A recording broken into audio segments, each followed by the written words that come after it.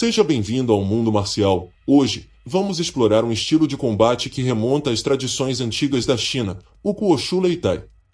Este sistema de luta, com suas raízes nos duelos de plataformas elevadas, é a verdadeira essência das artes marciais chinesas. O Leitai, que tem suas origens nos combates brutais dos guerreiros, traz uma combinação de golpes, projeções e técnicas de submissão, tudo com o objetivo de incapacitar o adversário de forma rápida e eficiente. Ao longo do vídeo, vamos mergulhar em sua história, técnicas e diferenças em relação a outros estilos. Prepare-se para entender a brutalidade e a profundidade do Wushu Leitai. O Wushu Leitai é uma das mais antigas e brutais formas de competição marcial da China. Sua história remonta aos tempos antigos, onde guerreiros se enfrentavam em plataformas elevadas, chamadas Leitai, para demonstrar sua habilidade e conquistar prestígio. Esses combates não eram apenas uma forma de entretenimento, mas também um método prático de seleção dos guerreiros mais habilidosos, frequentemente recrutados para o serviço militar ou como guardas pessoais de nobres e imperadores. Wushu, que significa arte nacional em chinês, é um termo usado para se referir às artes marciais tradicionais chinesas. Ele foi popularizado no início do século XX como parte dos esforços do governo chinês para unificar e promover o Kung Fu como um sistema nacional de combate e cultura marcial. As origens antigas do Leitai. As primeiras menções ao conceito de duelos marciais em plataformas podem ser encontradas nos registros históricos da dinastia Zhou, 1046 a 256 a.C. Durante esse período, a guerra era uma constante, e os senhores feudais precisavam de soldados altamente treinados. O combate corpo a corpo, combinado com o uso de armas tradicionais, fazia parte do treinamento dos guerreiros. Para testar sua força e coragem, eram organizados torneios onde os lutadores enfrentavam adversários em uma plataforma elevada, muitas vezes sem regras definidas. Os torneios de Leitai eram brutais. O objetivo era derrubar ou jogar o oponente para fora da plataforma, muitas vezes resultando em ferimentos graves ou até mortes. O vencedor ganhava reconhecimento social e poderia ser recrutado por generais ou até mesmo pela corte imperial. Esses combates eram praticados tanto por militares quanto por praticantes de artes marciais civis, que buscavam fama e patrocínio de nobres. Durante a dinastia Han, 206 a.C. a 220 d.C., os torneios de Leitai se tornaram ainda mais populares. Registros históricos indicam que esses torneios eram utilizados pelo governo para testar guerreiros antes de recrutá-los para o exército. Muitos estilos tradicionais de luta começaram a se desenvolver nessa época, incluindo variações do Shuai-Jiao e formas primitivas do que mais tarde seria o Kung Fu. Leitai durante as dinastias imperiais, a Era de Ouro dos Duelos. Durante a dinastia Tang, 618 a 907 d.C., o Leitai atingiu seu auge de popularidade. Os torneios eram frequentemente organizados pela nobreza, e os campeões eram condecorados com títulos e recompensas financeiras. Muitos lutadores viajavam de cidade em cidade para desafiar mestres locais e provar sua superioridade. No período da dinastia Song, 960 a 1279 d.C., os combates Leitai começaram a adquirir regras rudimentares. O imperador Song Taizu, um entusiasta das artes marciais, incentivou o desenvolvimento de técnicas refinadas de combate corpo a corpo. Foi nessa época que os estilos de luta passaram a ser codificados e ensinados de maneira mais sistemática, levando ao surgimento de diversas escolas de Kung Fu. Na dinastia Ming, 1368 a 1644, os duelos Leitai foram incorporados às seleções militares. Os soldados precisavam demonstrar suas habilidades de luta para subir na hierarquia. Além disso, os torneios começaram a atrair monges guerreiros de templos como Shaolin, mestres de Wudang e lutadores de clãs familiares, resultando em batalhas lendárias. Muitas histórias de grandes mestres surgiram nessa época, onde desafiantes enfrentavam vários oponentes consecutivos até restar apenas um vencedor.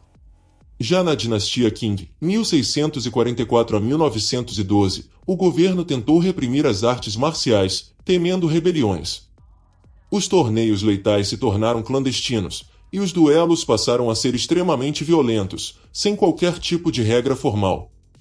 Durante esse período, muitos lutadores passaram a usar venenos, técnicas proibidas e golpes fatais para garantir a vitória.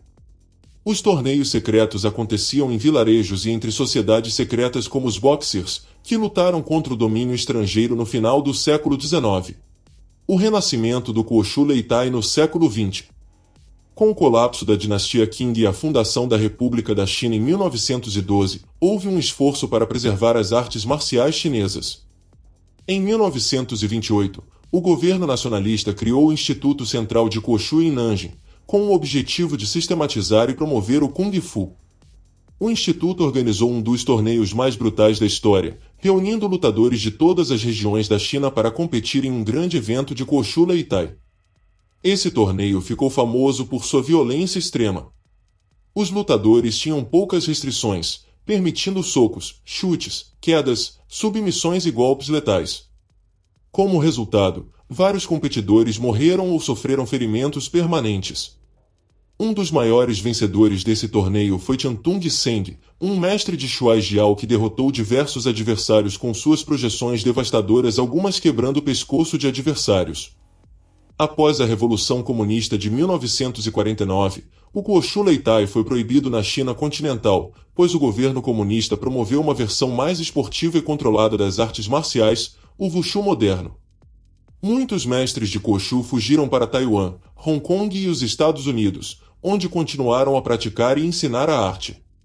Kuoshu Leitai na atualidade, uma tradição preservada.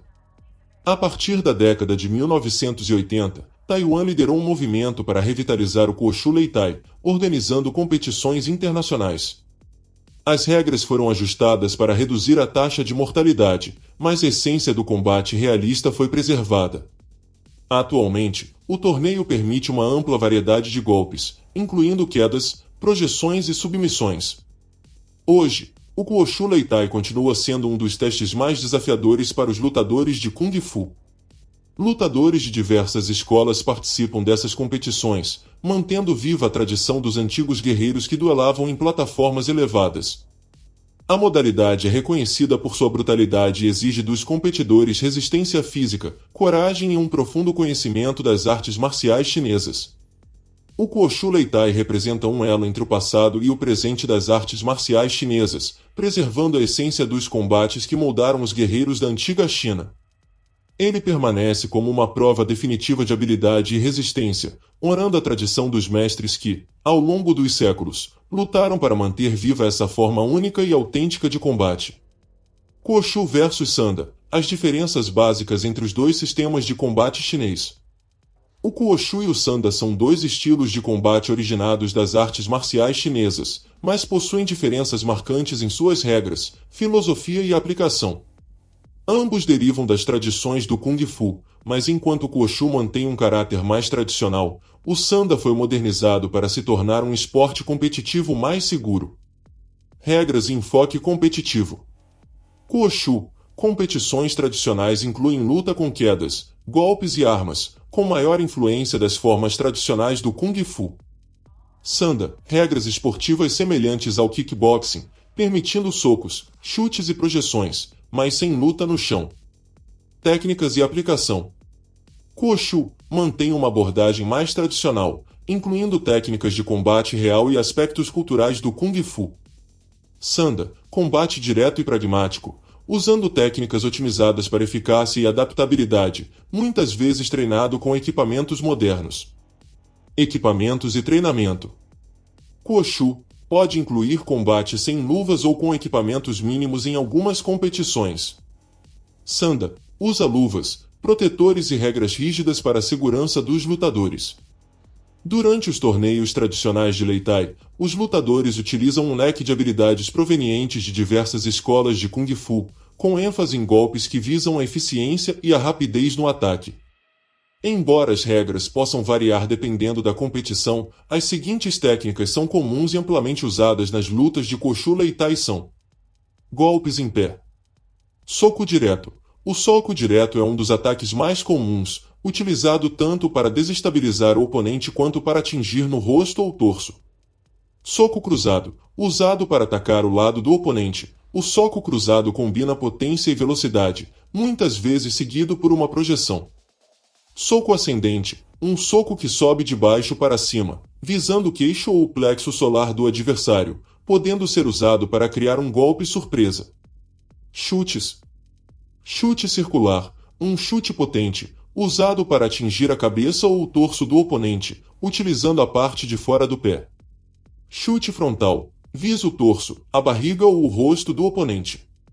Chute em gancho, utilizado para pegar o adversário de surpresa, visando atingir a lateral da cabeça ou do corpo com o calcanhar. Chute baixo. O chute baixo visa derrubar o oponente ou desequilibrá-lo, atingindo as pernas ou o joelho. Joelhadas.